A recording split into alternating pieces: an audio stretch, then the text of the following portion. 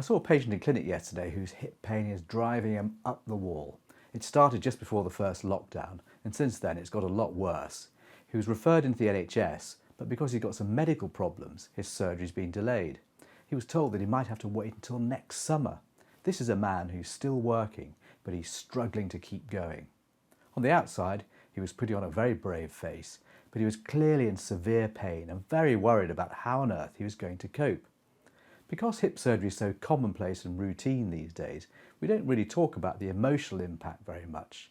The fear of losing your independence, your job, and the worry about going into hospital and having surgery are all very stressful. Being told that you might have to wait for months before your surgery makes everything much worse. How can I help you?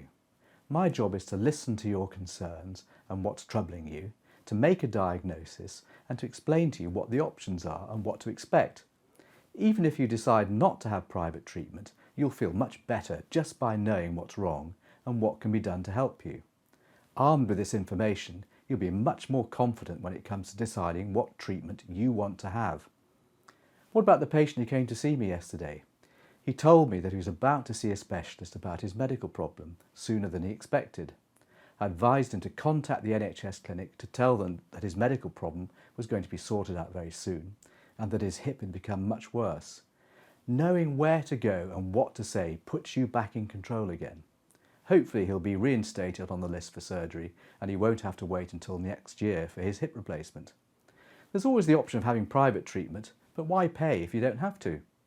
In my next video, I'll tell you all about how to have your hip replacement done in a private hospital, but as an NHS patient.